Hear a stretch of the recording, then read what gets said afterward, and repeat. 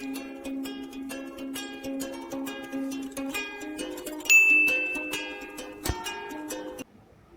வீடியோவில் நாம இன்னைக்கு பார்க்க போகிற டாபிக் கிளாஸ் 8ல் இருக்கக்கூடிய த விட் தட் ஒன் ஹார்ட்ஸ் அப்படின்ற சாப்டர் தான் எக்ஸ்பிளைன் பண்ண போகிறோம். நம்ம சப்ஸ்கிரைபரில் நிறைய பேர் பர்டிகுலராக இந்த சாப்டர் எக்ஸ்பிளைன் பண்ணுங்கன்னு கேட்டிருந்தாங்க. அக்கா 8th ஸ்டாண்டர்ட் புக்கை வந்து மாற்றிட்டாங்க பூர்வி அப்படிங்கிறது, ஸோ சர்ச் பண்ணி பாருங்க அப்படி மாதிரிலாம் சொல்லியிருந்தாங்க. என்ன அப்படின்னா என்கிட்ட வந்து இப்போ வந்திருக்க புது புக் வந்து என்கிட்ட இல்லை, ஸோ கிடைக்கிறதுக்கு வந்து 1 month ஆகும் அப்படின்ற மாதிரி வந்து சொல்லியிருந்தாங்க. ஸோ நீங்கள் நிறைய பேர் கேட்டதுனால கஷ்டப்பட்டு இதுக்கு உண்டான ரிசர்ச்லாம் பண்ணி இந்த கதைகளை வந்து எடுத்து உங்களுக்காக வந்து கொண்டு வந்திருக்கேன். அண்ட் இதே கதை தான் வந்து தமிழில் வந்து அரசியின் கொட்டாவி அப்படின்னு நம்ம தெனாலிராமன் கதைகள் இருக்கும் இல்லையா, ஸோ அதில் இருக்குது. டைம் இருந்துச்சு, உங்களுக்கு இன்ட்ரெஸ்ட் இருந்துச்சு அப்படின்னா தாராளமே அங்கே போய் வந்து கூகுள் சர்ச் பண்ணி வந்து பாருங்கள். ரொம்ப இன்ட்ரெஸ்டான ஒரு கதை தான் இது.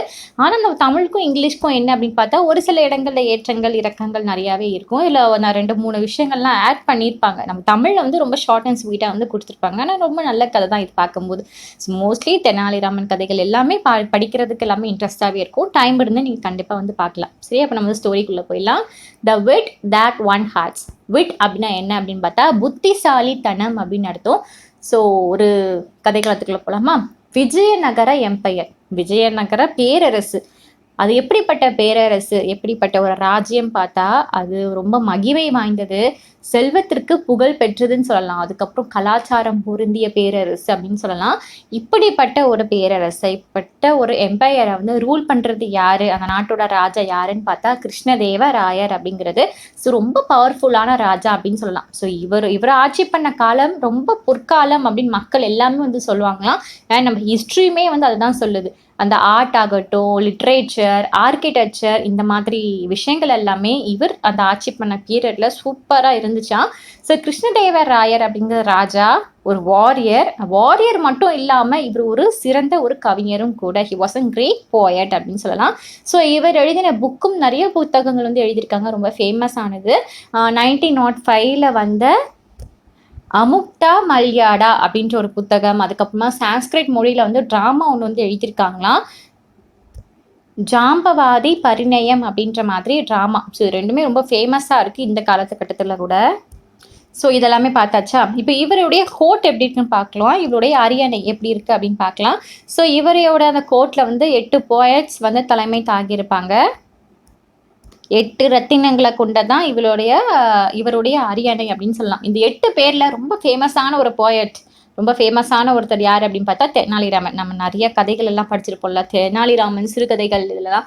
ஸோ இதெல்லாம் தெனாலிராமன் ஒருத்தர் போயட் தான் ரொம்ப ஃபேமஸான அவங்க. ஏன் இவங்க ரொம்ப ஃபேமஸ், அந்த 8 பேரில் இவர் ஏன் ரொம்ப ஃபேமஸ் அப்படின்னு பார்த்தா இவருடைய அந்த ஹியூமர் சென்ஸாக ரொம்ப புத்திசாலித்தனமாகவும் பேசுவாங்களாம். அண்ட் ரொம்ப அந்த விஷயத்தில் வந்து கன்வே பண்ணுறது வந்து எல்லாருக்கும் புரிகிற மாதிரி ஈஸியாக ரொம்ப நகைச்சுவையாக வந்து கன்வே பண்ணுவாங்களாம். ஸோ அதனாலேயே இவரை வந்து மக்களுக்கும் சரி அங்கே இருக்கக்கூடியவங்களுக்கும் சரி எல்லாருக்கும் ரொம்ப பிடிக்குமா. ரொம்ப பெரிய பிரச்சனையாக இருக்கும், ஆனால் அவரோட ஒரு ஓன் ஸ்டைலில் அந்த ஹியூமரஸ் வேல ஈஸியாக சால்வ் பண்ணிட்டு போயிடுவாங்களாம். அது ஒரு ஸ்பெஷல் தன்மை நம்மளோட தெனாலிராமன் கிட்ட வந்து இருக்குது.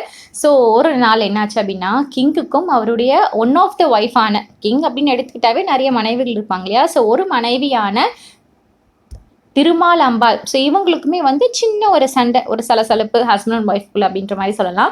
அதனால் சில வாரங்களாகவே நம்மளோட ராஜா ராணி இருவருமே வந்து பேசிக்கவே இல்லையா. ஸோ ராணியை பார்க்குறதுக்கு ராஜா வந்து போவாங்க இல்லையா அந்தப்புறத்துக்கு, ஸோ அந்த அந்தப்புறத்துக்கு கூட இவங்கள ரூம்க்கு வந்து போவே இல்லையா.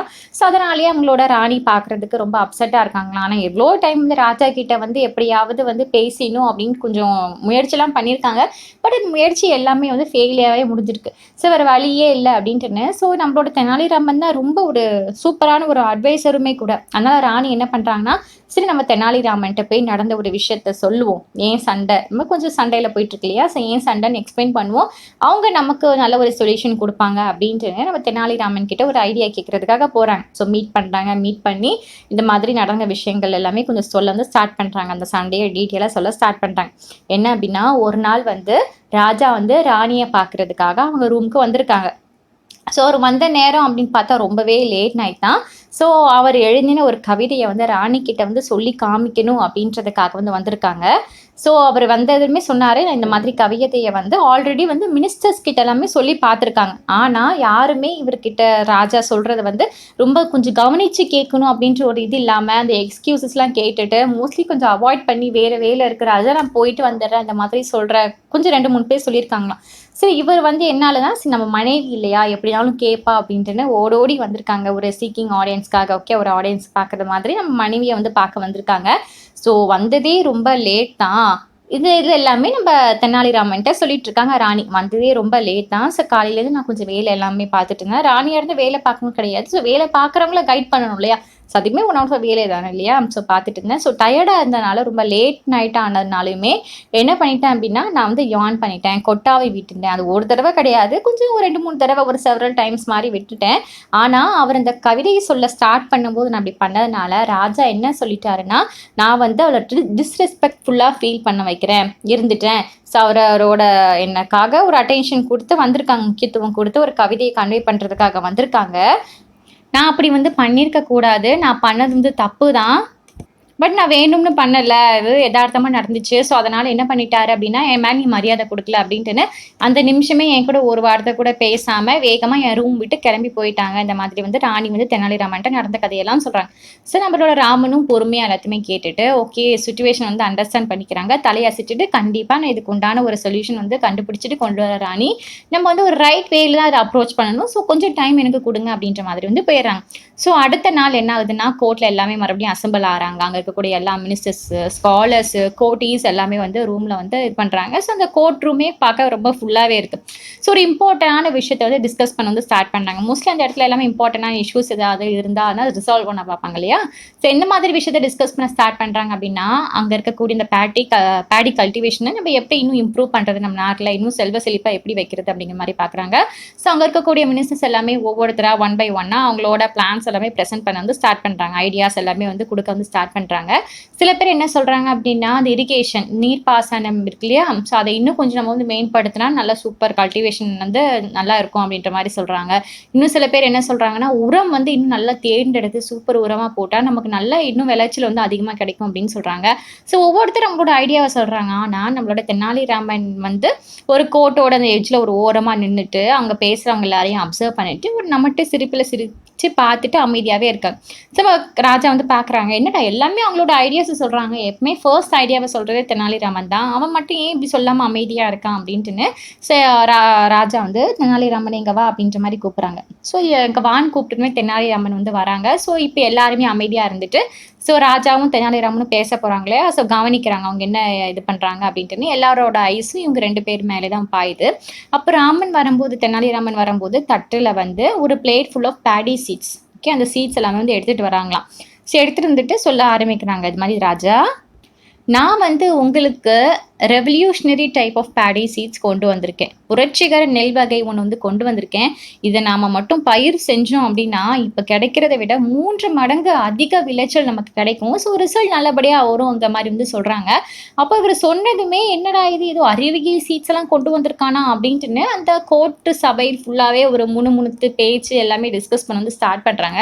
ஒருத்தர் கோர்ட்டீஸ் என்ன சொல்கிறாங்க அப்படின்னா, சர்காஸ்டிமாக ஒருத்தவங்க வந்து பேசுகிறாங்க. ஒருத்தவங்க என்ன சொல்கிறாங்க, இன்னொருத்தவங்க என்ன சொல்கிறாங்கன்னா, ஓ இது மேஜிக் சீட் போல், அதான் 3 மடங்கு வந்து விளைச்சல் அதிகமாக கொடுக்குது போல் அப்படின்ற மாதிரி பேசுகிறாங்க. இன்னொருத்தர் என்ன சொல்கிறாங்க அப்படின்னா, சரி அப்போ நம்ம இது பயிரிட்டுறோம் அப்படின்னா இந்த பயிரிட்டுறதுக்கு தண்ணி எதுவுமே வேண்டாமா, தானாகவே வளர்ந்துருமா, அந்த அளவுக்குள்ள புரட்சிகரமான ஒரு நெல் வகையாக அந்த மாதிரி வந்து கேட்குறாங்க. ஸோ அந்த சலசலப்பு அப்படிங்கிறது இந்த கோட் ஃபுல்லாகவே இருக்குது. ஸோ இன்னொருத்தவங்க என்ன சொல்கிறாங்கன்னா, இவன் இது வந்து அந்த நிலாவிலேருந்து போய் கொண்டு வந்திருப்பான் போல் அந்த மாதிரிலாம் வந்து பேசுகிறாங்க. ஸோ இந்த பேச்சுகள் எல்லாமே பார்த்துட்டு கிங்க வந்து கொஞ்சம் முகம் வந்து சுழிக்கிறார். ஃப்ராண்ட் அப்படின்னு சொல்லியிருக்காங்க இல்லையா? ஸோ ஃப்ராண்ட் அப்படின்னா முகம் சுழித்தார் அப்படின்னு அர்த்தம். ஸோ கிங் வந்து கொஞ்சம் முகம் சுழிக்க வந்து ஸ்டார்ட் பண்ணுறாங்க. ஸோ இப்போ கிங் வந்து சொல்கிறாங்க, இந்த மாதிரி தெனாலி இதை நம்ம பயிரிட்டோம் கல்டிவேட் பண்ணோம் அப்படின்னா இதுக்கு வந்து நீ வந்து ஒரு அரிய வகை நெல் அப்படின்னு சொல்கிற. ஸோ இப்போ அதுக்கேற்ற மாதிரி ஒரு சாயில் வேணும், ஒரு மென்யூர் வேணும், ஒரு பெஸ்ட்டு, அப்புறம் இன்செக்ட் ரெப்லியன்ட் எல்லாமே அதுக்கேற்ற மாதிரி வேணும் இல்லையா? நமக்கு அதுக்கு வந்து இது பண்ண முடியாது. இஃப் சப்போஸ் நம்ம இது எல்லாமே எக்ஸ்ட்ராலாம் காசு போட்டுட்டு இது எல்லாமே அதுக்கேற்ற மாதிரி பண்ணோம் அப்படின்னா ஒரு ரிசல்ட் நல்லா கொடுக்கல அப்படின்னு வச்சுக்கோயேன், அங்கே இருக்கக்கூடிய நம்மளோட ஃபார்மர்ஸ் வந்து ரொம்ப சஃபர் ஆவாங்கல்ல அப்படின்ற மாதிரி சொல்கிறாங்க. சொல்றாங்க. தெனாலிராமன் கேட்டுட்டு, ஆமா நீங்க சொல்றது கரெக்ட் தான் அரசே. ஆனா இந்த ராங்கா வருது அப்படின்னு சொல்றீங்க இல்லையா, அந்த ரியல் இஷ்யூ வந்து சீட்னால இருக்காது. கண்டிப்பா அந்த விதைகள வந்து பயிரிடுறான் இல்லையா, அந்த ஒரு மனிதன் தானே பயிரிடுறோம், அந்த பெர்சன் மேல தான் இருக்கும் அப்படின்ற மாரி சொல்றாங்க. ஸோ எல்லாருமே கேட்குறாங்க, என்னடா இது இவன் இப்படி சொல்றானே அப்படின்ட்டுன்னு பார்க்குறாங்க. அப்புறம் ராஜாவும் என்ன சொல்றாங்கன்னா, என்ன சொல்ற நீ? விதைகள் மேல தானே தப்பு இருக்கும். பெர்சன் மேல எப்படி? அதுவும் அந்த பண்ணுவாங்க இல்லையா, அந்த தூவுற விதைகள வந்து விதைக்கிற இந்த பெர்சன் மேல எப்படி தப்பு இருக்கும்? நீ வந்து ஒழுங்கா பேசு இந்த மாரி வந்து சொல்றாங்க. அதுக்கு தெனாலிராமன் என்ன சொல்றாங்கன்னா, ஆமா அரசே, இப்போ ஒருத்தவங்க வந்து இந்த நெல் மணிகள வந்து பயிரிடுறாங்கன்னா, ப்ராப்பரா அத டேக் கேர் பண்ணணும். ப்ராப்பரா பயிரிடணும். இப்ப அது மேல யாராவது தப்பா பண்ணிட்டாங்க அப்படின்னா, நம்மளோட ரிசல்ட் அப்படிங்கிறது ஒழுங்கா கிடைக்காது. இப்போ ஒரு வேளை அந்த பெர்சனுக்கு வந்து ஒரு யார்னிங் பண்ணக்கூடிய ஒரு பழக்கம் இருந்துச்சு, ஒரு கொட்டாவி விடக்கூடிய பழக்கம் இருந்துச்சுன்னா, அவன் எப்படி ப்ராப்பரா பயிரிடுவான்? கொட்டாவி விடும்போது நிறைய நெல்மணிகள வந்து அங்கங்க வந்து சிதறி போட்டுருவான் இல்லையா? ஸோ அப்புறம் எப்படி ப்ராப்பரா தூவ முடியும்? தூவ முடியாது. ஸோ அப்ப அந்த பெர்சன் மேல தானே தப்பா இருக்கும் அப்படின்ற மாரி சொல்றான். ஸோ சொல்றத பார்த்துட்டு கோர்ட்ல இருக்கக்கூடியவங்க எல்லாமே வந்து சிரிக்கிறாங்க. ஸோ கிங்கும் வந்து ஒரு கட்டத்தில அண்டர்ஸ்டாண்ட் பண்ணிடுறாங்க. ஓகே, நம்ம ராமன் வந்து நம்மகிட்ட ஏதோ கன்வே பண்ண ட்ரை பண்றான் அப்படின்ட்டுன்னு.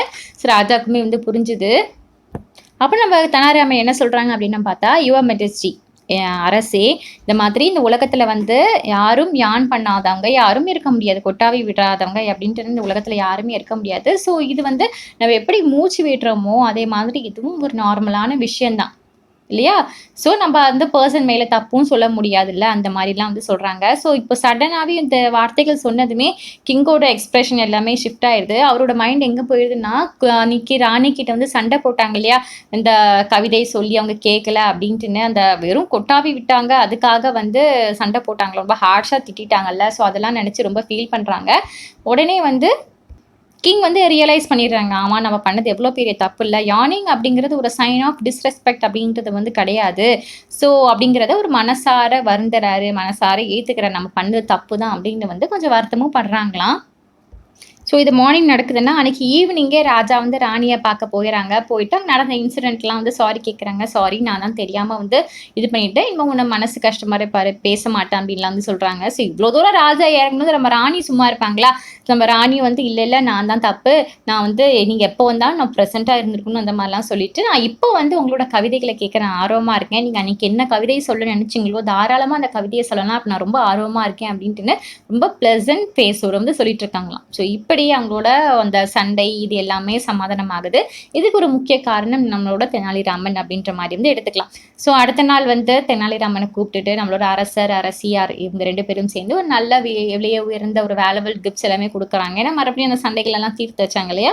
ஸோ அதுக்காக. அதுக்கப்புறம் நல்ல ஒரு இதுவும் சொல்லிக் குடுத்தாங்க. யார்னிங் அப்படிங்கிறது ஒரு டிஸ்ரெஸ்பெக்ட் கிடையாது. இது வந்து பிரீத்திங் மாதிரி ஒரு நேச்சுரலான விஷயம். இந்த மாதிரி விஷயங்கள்லாம் வந்து ராஜாக்கு வந்து கொஞ்சம் அப்படி நாசுக்கா சொன்னதுனால வந்து நிறையா கிஃப்ட்ஸ்லாம் வந்து குடுக்குறாங்க. மறுபடியும் அந்த அரண்மனையில சிரிப்பு சத்தம், ஒரு சந்தோஷம் எல்லாமே நிலவுது அப்படின்ற மாதிரி வந்து சொல்லலாம். இதோட இந்த ஸ்டோரி முடிஞ்சுது. ரொம்ப ஈஸியா இருக்குல்ல கதை. எனக்கு ரொம்ப கதை நல்லா புடிஞ்சுது. ஸோ உங்களுக்கு இந்த கதை புரிஞ்சுதுன்னா லைக்க போடுங்க. உங்க ஃப்ரெண்ட்ஸோட வாட்ஸ்அப் குரூப்லமே வந்து ஷேர் பண்ணி விடுங்க. கண்டிப்பா உங்களுக்கு யூஸ்ஃபுல்லா இருக்கும். உங்களுக்கு வேற ஏதாவது சாப்டர் எக்ஸ்பிளைன் பண்ணணும் அப்படின்னா மறக்காம கமெண்ட் செக்ஷன்ல கமெண்ட் போடுங்க. ஷூரா உங்களுக்காக வீடியோ போடுறேன். Thank you.